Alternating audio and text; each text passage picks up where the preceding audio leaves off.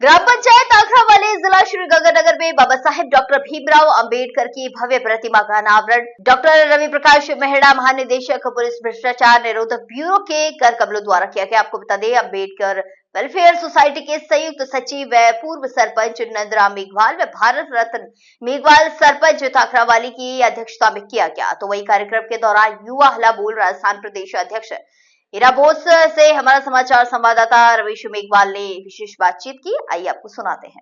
नमस्कार, आप देख रहे हैं हमारा समाचार और मैं हूं आपके साथ रमेश मेघवाल। अक्सर आपने राजस्थान के तमाम बेरोजगारों के मुद्दों पर सड़कों पर, गलियों पर व प्रदेश स्तर पर संघर्ष करते हुए एक ऐसी शख्सियत को देखा होगा जिन्होंने हमेशा ईमानदारी से और निडरता के साथ युवाओं के रोजगार की बात की है। जी, आज मेरे साथ है हल्ला बोल युवा संगठन के प्रदेशाध्यक्ष इरा बोस। इनसे मुलाकात करेंगे। तो बोस साहब, सबसे पहले तो स्वागत है आपका। जी धन्यवाद, बहुत बहुत धन्यवाद आपका।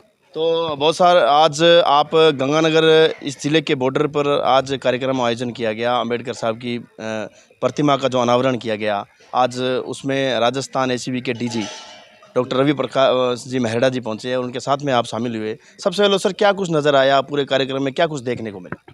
देखिए, सबसे पहले तो मैं जो कार्यक्रम की हमारे अध्यक्षता कर रहे हैं डॉक्टर रवि प्रकाश मेहड़ा जी, उनकी कार्यशैली और उनके काम करने के तरीके से प्रभावित है और हम जैसे यूथ और तमाम राजस्थान के क्या पूरे देश के यूथ को उनसे सीखना चाहिए, क्योंकि उनकी शैली और जो है कार्यशैली उनसे मैं प्रभावित हुआ और मेरे आइडियल भी मानता हूं डॉक्टर रवि प्रकाश मेहड़ा जी को।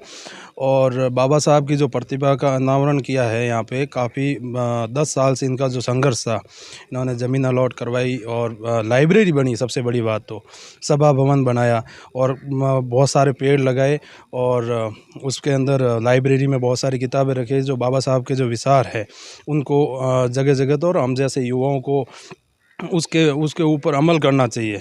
तो उसके लिए मैं यहाँ के जो सरपंच हैं, मेरे दोस्त भी है भरत रतन, उनके पिताजी नंदराम जी, और उन्होंने बहुत अच्छा आयोजन किया, उनके लिए वो धन्यवाद के पात्र हैं। अच्छा सर, जैसे बात करें, जो आपका संगठन है वो मतलब भारत का सबसे बड़ा संगठन माना जाता है, क्योंकि बेरोजगारों की अगर कोई आवाज़ कोई बनता है तो वो आपका संगठन है हल्ला बोल, और लगातार सुर्खियों में भी ये संगठन रहता है। लेकिन बात करें आपके संघर्ष की, तो सर किस प्रकार से आपका हल्ला बोल रहता है? क्योंकि हम तो जानते हैं, लेकिन कुछ ऐसे दर्शक भी है जो आपको आज जानना चाहते हैं किस प्रकार से संघर्ष रहा है, किस प्रकार का हल्ला बोल रहा है। जी, मैं इस देश की समस्या के बारे में बताऊं कि किसानों के बाद में सबसे ज़्यादा जो समस्या इस देश की है बेरोज़गारी, और युवा दर दर भटक रहा है। और बेरोज़गारी की समस्या के बीच में जब पेपर लीक हो जाता है, हम लोग आज से 10 साल से संघर्ष कर रहे हैं।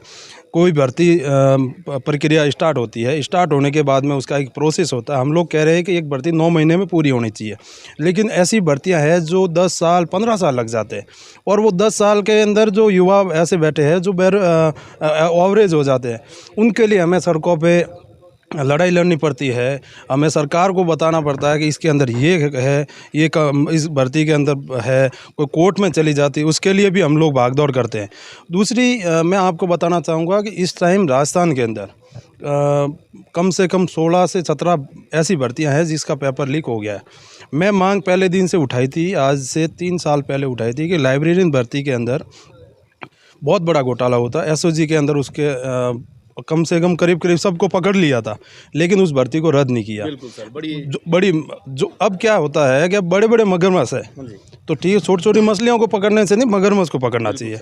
और जालोर के अंदर जैसे मिले थे, साख से मिले थे, वही पेपर लाइब्रेरियन का लीक करेगा, वही रीट का करेगा, वही एसआई का करेगा, वही लोग हैं। आज आप बात कीजिए सब इंस्पेक्टर वाली भर्ती, जो हम इंस्पेक्टर की भर्ती है उसके अंदर आप देख लीजिए, आरपीएससी का सदस्य बाबूलाल कटारा, रामूलाल राय का, जो राय का समाज के बड़े मंच में कहता है कि मैं तो समाज के लोगों को इंटरव्यू में भी करा, उसके ऊपर सरकार ने कार्रवाई नहीं की। दूसरी बात यह है कि अब उसके अंदर ये रायका ने अपने परिवार के 8 एसआई फर्जी, और उसने कबूला, बाबूलाल कटारा ने उसको पेपर दिया जगदीश बिश्नोई को।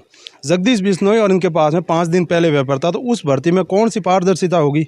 एसओजी ने साफ कह दिया कि 300 से ऊपर लोग इसमें फर्जी ट्रेनिंग कर रहे हैं, लेकिन सरकार उस भर्ती को रद्द नहीं करना चाहती। आज बेरोजगारों के साथ में बहुत बड़ा कुठाराघात हो रहा है, और यही भ्रष्टाचारी जो अभी पेपर लेकर के बने, वो समाज में क्या मैसेज देंगे, क्या थानों में ये अच्छे से काम करेंगे, किसी गरीब का भला कर पाएंगे। तो ये शुरू से भ्रष्टाचार से इस भर्ती को रद्द करना चाहिए।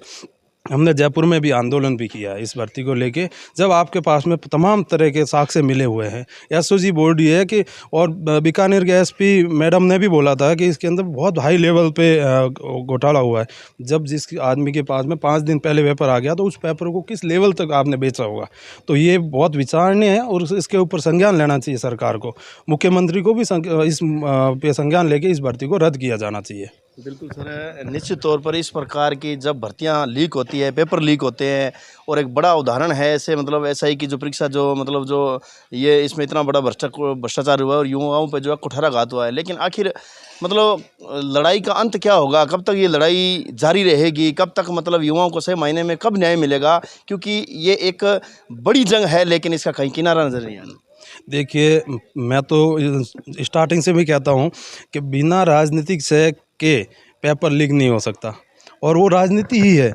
और उस राजनीति के चक्कर में उन राजनीति के जो बड़े हाथी है, उनका इन्वॉल्वमेंट होगा। बाबूलाल कटारा और ये रामूलाल राय का जब ट्रेनिंग पूरी होने वाली है एसआई की, उसके बाद में पता चलता है। पहले जब साक्ष्य एसओजी ने बोल दिया, एसओजी बार बार अच्छा काम कर रही है। मैं इस बार विक्की सिंह जी का बहुत धन्यवाद दे रहा हूँ कि उन्होंने जो काम इस टाइम कर रही है वो बेस्ट है, लेकिन कहीं न कहीं राजनीतिक दबाव उनके ऊपर आता है। तो क्या करे वो, जब तक राजनीतिक से और पारदर्शी तरीके से, मेरे हिसाब से तो इस आरपीएससी को ही भंग करना चाहिए, क्योंकि उससे पहले वाला जो अध्यक्ष था वो भी ऐसा ही था, और उनके जितने भी मेंबर है वो फर्जी और फ्रॉड, और इंटरव्यू सिस्टम ही हटाना चाहिए, क्योंकि इंटरव्यू के अंदर इनके ही लोग जो नौकरी लगते हैं। इसका अंत ये हो सकता है कि पहली बात तो ये है कि आप जब एग्ज़ाम कोड है वो जिसके अंदर जो अच्छे लोगों को जैसे आरपीएससी हो गया, कर्मचारी चयन बोर्ड हो गया, आरएमएसबी, उनके अंदर ऐसे लोगों को नहीं रखना चाहिए जो पहले से भ्रष्ट है, उनकी पहले से कार्यशैली खराब है, और उनको नहीं रखना चाहिए। सरकार को मतलब इस बेरोजगारी के मुद्दे को सरकार को बहुत अच्छे गहरी चिंतनी हुई चाहिए, उसको लेना चाहिए। और इसका और अंत नहीं है बिना राजनीति से। ऐसे मैं बार बार ये कह रहा हूँ कि नहीं होता राजनीति, जिस दिन इन्वॉल्वमेंट जो संवैधानिक संस्थानों से हटेगा उसकी से तो अपने आप ही हो जाएगा। और एक इम्पोर्टेंट बात है कि जैसे आरपीएससी के मेंबर कटारा है, रामूलाल राय का है, ये पॉलिटिकल प्रभाव की वजह से तो ये मेंबर बनते हैं और यही पेपर लीक करते हैं। तो इनको बिल्कुल संवैधानिक और उसकी योग्यता के अनुसार उनको बनाना चाहिए। बिल्कुल, ये क्वेश्चन मैंने डीजी साहब से भी पूछा था कि इस प्रकार के जो बड़े मगरमच्छ है या जो बड़े हाथी है, तो क्या उन पर नकेल कसी जाएगी, क्योंकि सैकड़ों नहीं लाखों युवाओं का जो एक भरोसा है राजस्थान या केंद्र के ऊपर, प्रशासनिक ले लो, चाहे सरकार के ऊपर ले लो, चाहे राजनीति पे ले लो, तो कि क्या इस पर भी नकेल कसी जाएगी? देखिए, मैं सबको भ्रष्ट नहीं कह सकता, हमारे पास में बहुत अच्छे अच्छे अधिकारी है, जिसकी वजह से तो ये कुछ विदिन कुछ दिनों में अच्छे मामले सामने आ रहे। जब रीट का पेपर बड़े लेवल पे हुआ था, बस की बस भर करके आप आ रही थी, तो बेरोजगारों के साथ में बहुत बड़ा कुठाराघात, उस भर्ती को आपने रद्द कर लिया। कांग्रेस के कार्यकाल ने उन्होंने बोला था रीट महोत्सव मनाया था, जो कि इन लोगों ने, और ठीक है। और अब बीजेपी गवर्नमेंट है, तो बीजेपी गवर्नमेंट ने कहा हमने एसआईटी गठित कर दी, हमने एसओजी ये काम करी, लेकिन एसओजी के अंदर भी मैं कहीं न कहीं कह रहा हूँ ये भर्ती को, और एसओजी के अंदर राजनीतिक अगर ये छह नहीं होती तो रामूलाल राय का पहले दिन गिरफ्तार होता। आज इसको गिरफ्तार क्यों करिए? क्योंकि हम जैसे लोग, हम जैसे युवा सड़कों पे, हमें पता है कि आए दिन टॉप जो 10 एसआई बने वो सब फर्जी है, सब फर्जी है। वो आज जेल में काट रहे हैं, और कितने लोगों के साथ में कुटारा। आज सब इंस्पेक्टर की भर्ती 5 साल बाद आती है, और उसके अंदर भी इस तरीके से जो लोग आते हैं, तो वो जो तैयारी कर रहे हैं, जो बेचारे गांव और किसानों के जो बेटे रूम लेकर के तैयारी कर रहे हैं, ऐसा ही सब इंस्पेक्टर बनने का सपना देख रहे हैं, उनके साथ में बहुत बड़ा धोखा है। तो अंत में सर, युवाओं को क्या संदेश देना चाहोगे, क्या कुछ अपील? बिल्कुल, मैं अंत में यही युवाओं को संदेश देना चाहता कि हम लोग सड़कों पे लड़ाई लड़ रहे हैं, और आप लोगों को भी घर बैठे किताबों से ज़्यादा जब हम इस तरीके की मांग, जेन्युइन मांग उठाते हैं, आप लोगों को हमारे साथ में आना चाहिए। सोशल मीडिया के माध्यम से ऐसा होना चाहिए कि सरकार को पूरा घेर दे। आज अगर युवा है पूरे राजस्थान के इस मुद्दे को लेकर के पूरा एक्टिव हो जाए तो इनको सरकार को दूसरे दिन ही पेपर रद्द कर देगी सरकार। बहुत बहुत धन्यवाद सर।